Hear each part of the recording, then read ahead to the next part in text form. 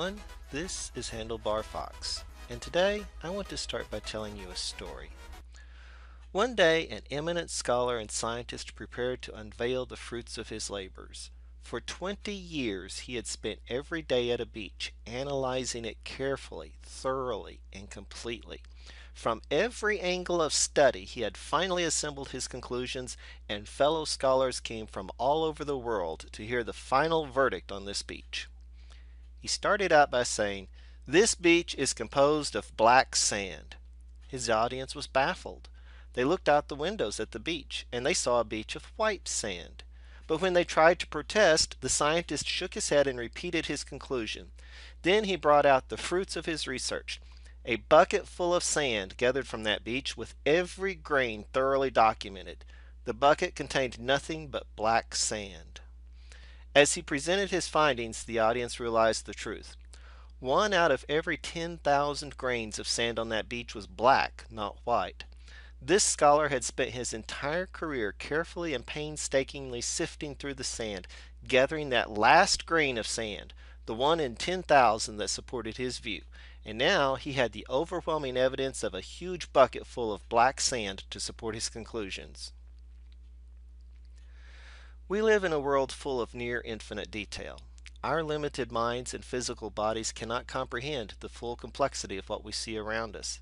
Indeed, the 1 in 10,000 view that the scholar was able to find would be a much larger proportion than what our mind can understand of the cacophony of largely meaningless detail that we live in. In order to comprehend anything, we must first pick out what is relevant before we can understand what is going on. To state it simply, in order to understand, we filter out irrelevant details. In order to filter out irrelevant details, we use our understanding. Sila, or as the English version of that word says, pause and come to think of it. Our very limitations give us no ability to see and comprehend the world without the self-referential loop of a priori assumptions. The result is someone who understands that 1/10,000th fraction that they can see and who will remain unconscious of the 99.99% that is just not relevant. Indeed, someone else who doesn't agree with them on that single part of their 10,000th is a total stranger in thought with no common ground to even understand what they think, much less disagree with them on. To acknowledge that view as right is to admit that one's very ability to see the world is wrong from the lowest level of conception on up.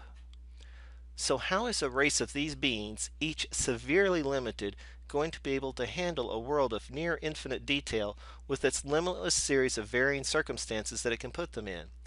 The answer is almost elegant in its near simplicity. The race will have many variations, many people with varying dispositions, giving them the ability to understand a different grain of sand on the beach of life and the ability to communicate that to others. When a danger or possibility opens, those most attuned to it can alert those around them, and the race as a whole can benefit from their insight. When another situation occurs, other individuals can alert those around them, and so forth. The system isn't perfect by any means, but it doesn't have to be. It only has to be good enough to guarantee the future of the race as a whole. Individuals, even whole societies, who either do not have knowledge from the appropriate individuals or have suppressed them, may fail. But as long as people are alive somewhere, the race as a whole can rebuild, and its natural variations reproduce themselves in future generations to start the process all over again.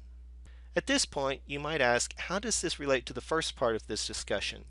Remember, I concluded that someone who could not see the truth was ignorant, stupid, evil, or insane, and even pointed out the ways in which those problems could be countered. But that whole discussion was based on one example, someone looking up at a blue sky and seeing that it was purple with orange dots. This is obviously wrong, at least in that discussion.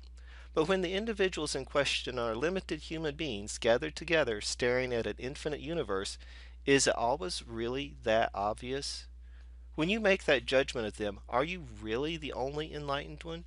Do your mental capabilities, background, and experience give you the ability to always be right and to understand the totality of the world around you, even to the point that you have a duty to suppress everyone and everything else that is truly, totally wrong? Think about it. Reconsider. It is true that there are many people in this world that are ignorant, stupid, evil, or even insane.